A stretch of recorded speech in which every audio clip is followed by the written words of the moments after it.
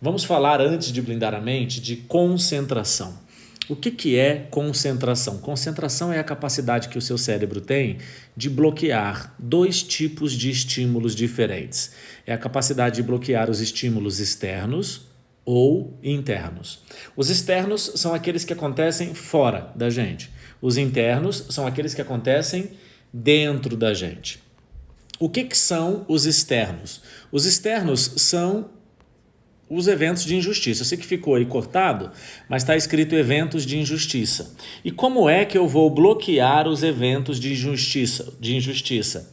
Blindando a mente. Se lá no passado um evento de injustiça aconteceu com você e você não teve habilidades emocionais para blindar a sua mente, você provavelmente permitiu que um ciclo de autossabotagem se iniciasse na sua vida. Por quê? Por falta de habilidades para blindar a mente. Porque nós não eliminamos os estímulos externos, nós apenas impedimos que eles se transformem em estímulos internos. A dor que aconteceu na injustiça, você precisa superar, mas você não pode permitir que essa dor, que essa semente, que esse evento de injustiça lance na sua mente uma semente e lá encontre um solo fértil para prosperar. Porque se ela prosperar, ela vai criar um ciclo de autossabotagem com 5 fases diferentes. Então, resumindo tudo que você já ouviu, os estímulos que eu preciso bloquear, concentração é a capacidade do cérebro bloquear os estímulos, tanto externos quanto internos. E os externos são os eventos de injustiça. Você já deve ter visto, ouvido frases do tipo: quando você muda, o mundo muda. É uma verdade ou uma mentira? É uma mentira. Quando você muda, o mundo não muda, mas a sua percepção sobre o mundo muda. Aquelas pessoas que falam mal de você, quando você muda, elas continuam falando mal ou encontrando algo para falar mal. Quando você muda, as pessoas que querem puxar o seu tapete na empresa, elas continuam querendo te puxar. Porém, você consegue apresentar tantos resultados que ninguém puxa o tapete de alguém que apresenta resultados. Se alguém puxou o seu tapete, é porque você não tinha resultados, então você acabou permitindo por falta de resultados. Então você mudou, mas as pessoas não mudaram. Quando você muda, o seu pai, alcoólatra, continua bebendo. Quando você muda, as pessoas que te maltratam, elas continuam te maltratando. Só que agora já não tem mais o mesmo efeito sobre você, porque a sua percepção sobre tudo isso mudou. Só que o estímulo externo, se ele não for controlado por você com ferramentas para blindar a mente, você vai permitir que um ciclo de autossabotagem se inicie. E aí você pode viver a primeira fase da autossabotagem, que é a mágoa.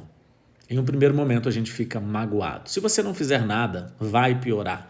Acredite, para melhorar você tem que fazer algo. Para piorar, basta não fazer nada. O exemplo que eu dou, e eu dou sempre esse exemplo, talvez você já até ouviu, mas outras pessoas que estão assistindo pela primeira vez precisam ouvir.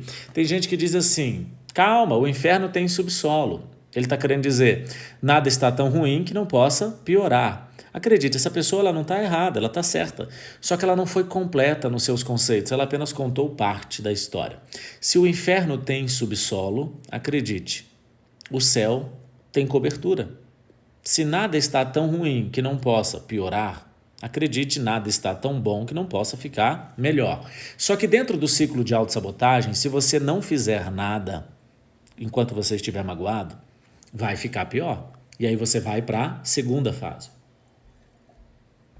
Na segunda fase você já não está mais magoado, agora você está ressentido, você está na fase do ressentimento. Se você não fizer nada na fase do ressentimento, vai ficar pior. E aí você vai para a fase de vitimização. Se você não fizer nada na fase de vitimização, vai ficar pior e você vai para a quarta fase, que é a fase do não merecedor.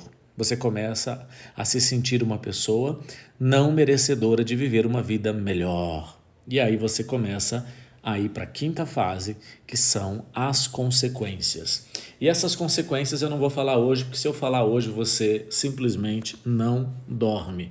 Eu só falo as consequências quando eu dou a solução para eliminar tudo isso. Só que tudo isso aconteceu porque você recebeu um estímulo externo, não teve a capacidade de blindar a mente e esse estímulo provocou dor, lançado em sua mente encontrou lá um solo fértil para prosperar. E aí você passou para a primeira fase. E na primeira fase, qual é o comportamento? Uma pessoa que está na fase da mágoa, ela tem por hábito reclamar. Uma pessoa que está na fase do ressentimento tem por hábito também reclamar. Uma pessoa que está na fase da vitimização, ela também tem por hábito reclamar. Então, o magoado reclama, o ressentido reclama e a vítima também reclama. Só que nós temos uma outra fase, deixa eu colocar aqui, ó, que é o não merecedor. Lá embaixo ele vai anular o sentido. Enquanto o magoado está reclamando do evento de injustiça, daquilo que aconteceu com ele, o ressentido está reclamando de quem provocou a injustiça. O magoado reclama do que aconteceu, o ressentido reclama de quem promoveu aquilo, a vítima reclama de tudo e de todos. Você está percebendo que cada um reclama de coisas diferentes? A primeira fase da mágoa, se você olhar na sequência, eu estou bem perto do evento de injustiça, então eu tenho uma tendência a falar desse evento. É aquela mulher que foi traída, que liga para os filhos para falar da traição. É aquela pessoa que foi demitida do trabalho e julga que essa demissão foi injusta, ela liga para as pessoas que ela ama para falar do quê? Da demissão. Quando ela está na fase do ressentimento, ela já não fala mais da demissão do evento, ela fala da pessoa que a demitiu. Ela não fala mais da traição, ela fala do traidor. Quando ela chega na fase da vitimização, ela já não fala mais da demissão, ela não fala mais do chefe que demitiu. Ela diz que chefe é tudo igual, ela reclama de tudo e de todos. E empresas são todas iguais. Político é tudo igual. Homem é tudo igual. Quando você ouve frases desse tipo, você já sabe que essa pessoa está vivendo uma fase de vitimização. Se ela não fizer nada, ela vai para a fase de não merecedor. No não merecedor, a pessoa já não reclama. Ela apenas não vive como deveria e acaba construindo comportamentos tóxicos do tipo: o não merecedor, ele não encontra sentido para viver uma vida melhor, ele abre mão de viver a vida e guarda o dinheiro acreditando que o futuro vai ser terrível e ele precisa desse dinheiro para sobreviver no futuro. Ele vive como pobre para morrer como rico. Esse é o não merecedor. Eu estou construindo o conceito para ensinar para você blindar a mente, mas antes de te ensinar a blindar a mente, você precisa reconhecer que é importante blindar a mente. Até aqui é um conteúdo para você entender a importância de blindar a mente. Então nós estamos falando dos estímulos externos e dos estímulos internos. Os estímulos externos eu preciso fechar a porta. E fechar a porta é justamente blindar a mente. Os estímulos internos eu preciso limpar a casa. E limpar a casa é ressignificar. Você já pensou naquela pessoa que está varrendo a casa, limpando a casa e a porta está aberta e toda vez que ela está prestes a terminar, o vento vem e traz tudo para dentro novamente? Qual a sensação que ela tem? Uma sensação de que mesmo gastando energia, mesmo entrando em ação, o resultado não aparece. Significa que são duas tarefas diferentes. Antes de limpar a casa, que é o ressignificar, eu preciso fechar as portas. Agora, por que eu preciso limpar a casa? Porque o estímulo que um dia foi externo, hoje é interno. Medo é um estímulo interno, mas você não nasceu com ele. Ele estava fora de você. Significa que você permitiu que ele entrasse na sua mente. Insegurança é um estímulo externo que você permitiu que estivesse aí. Dependência emocional. Tem a dependência emocional ativa e passiva. Na dependência emocional ativa, eu acho que eu preciso dos outros para tudo. Na dependência emocional passiva, eu acho que os outros precisam de mim. Uma pessoa dependente emocionalmente de forma passiva, ela acaba se tornando, dentro do ambiente de trabalho, um centralizador. Tudo tem que passar por ela, porque ela acredita que só ela pode fazer daquele jeito. Então, todos precisam dela, isso na mente dela. Só que esse estímulo era externo e hoje é interno. O medo, a insegurança, a dependência, a passividade, a incapacidade de prosperar, a incapacidade de se conectar emocionalmente com as pessoas, a incapacidade de se entregar para um relacionamento amoroso e ser feliz. Todos esses estímulos não eram internos, você não nasceu assim. Você nasceu para dar certo, você é um plano perfeito do seu Criador, ele não se arrependeu do que fez e não mudou os planos que tem a seu respeito. Porém, As habilidades emocionais que você desenvolveu, elas foram desenvolvidas ao longo do tempo pelos estímulos que você recebeu. E quando criança, você não tinha habilidades para blindar a mente. Quem deveria cuidar de você na sua infância eram seus protetores, os seus pais ou aqueles que fizeram o papel de pais. Só que eles talvez não tiveram habilidades para isso. Esse estímulo entrou na sua mente enquanto a sua mente não tinha bloqueios, não tinha resistências, não tinha crítico para poder avaliar se aquilo era bom ou ruim, e você permitiu.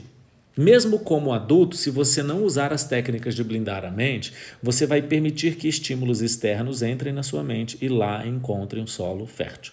Então você que está me assistindo, você precisa ressignificar os eventos anteriores que entraram na sua mente e lá encontraram um solo fértil e prosperaram e construíram autossabotagem. Vamos lá, gente? Consequências da autossabotagem. Vamos lá? A injustiça que provocou mágoa, que provocou ressentimento, que provocou vitimização, que provocou senso de não merecimento, que gerou consequências. Quais são as consequências? Uma delas, se aproximar de pessoas com características daquela pessoa que provocou a injustiça. Se a sua injustiça foi ter um pai alcoólatra, se você não resolver, se você não ressignificar, pode ser que você se aproxime de pessoas com tendência ao alcoolismo.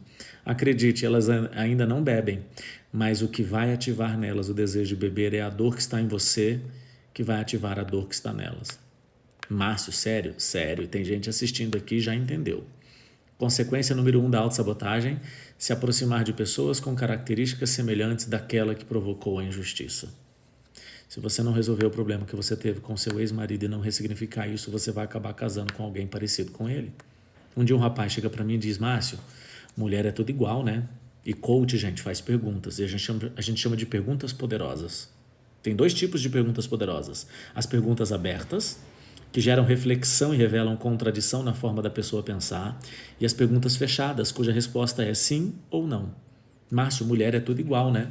Gente, mulher não é tudo igual. Homem não é tudo igual, mas talvez aqueles que você colocou na sua vida foram todos iguais. E foi uma escolha sua, inconsciente, talvez, por um processo de autossabotagem.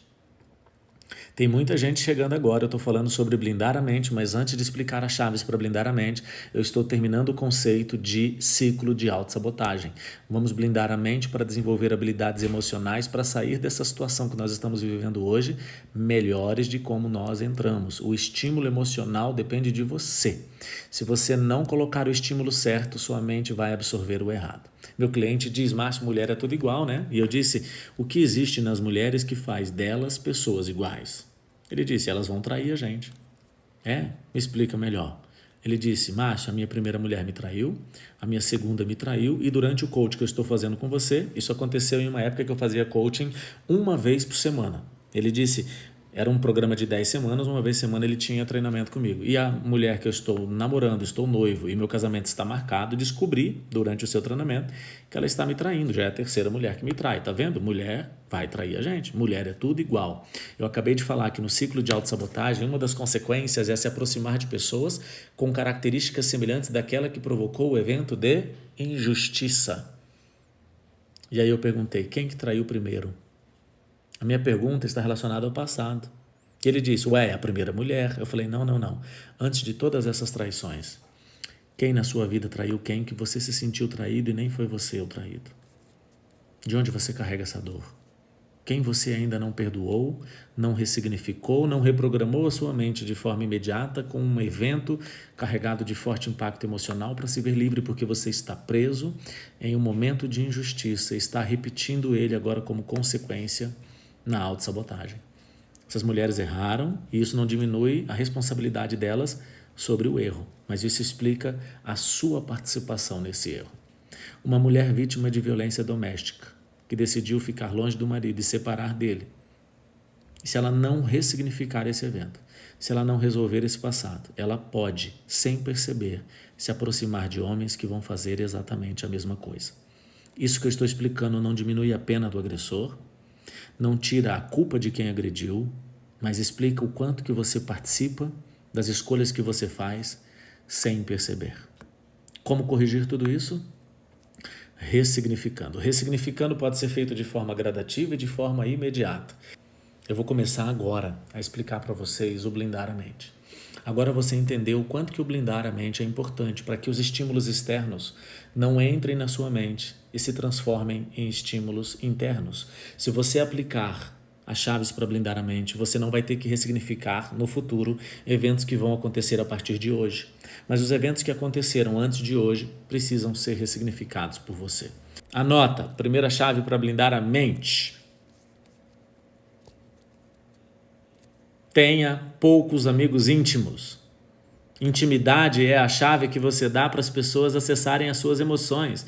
Quanto mais amigos íntimos você tem, mais pessoas acessam as suas emoções. Tenha poucos amigos íntimos. Anota aí, é uma das chaves para blindar a mente.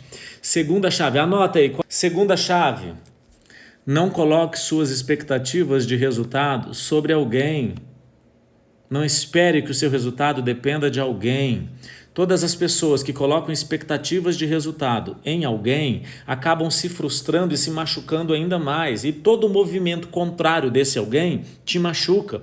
Tudo que ele faz que é contrário à ação que você precisa para alcançar o resultado que você merece, te coloca para baixo, porque você colocou as expectativas sobre esse alguém. Tenha poucos amigos íntimos e não coloque suas expectativas sobre pessoas. Anota aí, qual é a segunda chave para blindar a mente? Não coloque suas expectativas sobre pessoas. Você já tem duas chaves para blindar a mente. Vamos para a terceira, vai escrevendo. A terceira chave para blindar a mente é saia da presença de pessoas que tenham princípios e valores diferentes dos seus. Saia. Não ande com pessoas, não se assente nessa roda, não ouça dessa conversa, não compartilhe do grupo do WhatsApp dessas pessoas que têm princípios e valores diferentes dos seus, porque isso vai corromper a sua mente a ponto de destruir, ocultar seus princípios e valores que hoje te defendem de estímulos negativos, porque andar com pessoas assim vai corromper os bons costumes. Isso é um princípio bíblico. Vamos para a quarta chave para blindar a mente. Aprenda a estabelecer quem será um amigo íntimo. Aprenda a estabelecer quem vai ter nível de intimidade com você. Você já sabe que uma das chaves para blindar a mente é ter poucos amigos íntimos. Agora, quais serão esses amigos? Quem vai ser o seu sócio? Quem vai ser seu marido, sua esposa? Tem que cumprir princípios. Princípio número 1 da intimidade, habilidades. Você contrata uma pessoa para trabalhar na sua empresa porque ela tem habilidades. É um nível de intimidade, habilidade, mas ela quer ser gerente dentro da empresa. Se ela quer ser gerente, ela tem que ter tanto habilidade como princípios e valores semelhantes, porque o nível de intimidade com você está aumentando. Agora ela toma decisões junto com você, em um negócio que é seu, que tem a ver com você, que tem o seu DNA. Então, quer ser seu funcionário, tem que ter habilidades. Quer ser seu gerente, tem que ter habilidades e princípios e valores semelhantes. Quer ser seu sócio, tem que ter habilidades, princípios e valores semelhantes. E tem que ter coração junto com você. Tem que chorar com aquilo que faz você chorar. Tem que se arrepiar com aquilo que faz você se arrepiar. Tem que se apaixonar pelo que você se apaixona. Tem que acreditar nos seus sonhos, mesmo talvez não sonhando a mesma coisa que você. Tem que olhar para você e ver em você as suas forças e não ficar potencializando as suas fraquezas. Quem você deveria ter levado para sua casa como marido e como esposa? Aquele que tem habilidades, princípios e valores semelhantes e coração. Só que você talvez levou aquele que tem habilidades e agora tem um caos na sua casa porque não tem pegada que compense a falta de princípios e valores semelhantes. Não tem pegada que compensa a falta de coração, de paixão no mesmo propósito. E você que fez a escolha errada sabe muito bem do que eu estou falando. A live de hoje você está aprendendo 4 chaves para blindar a mente.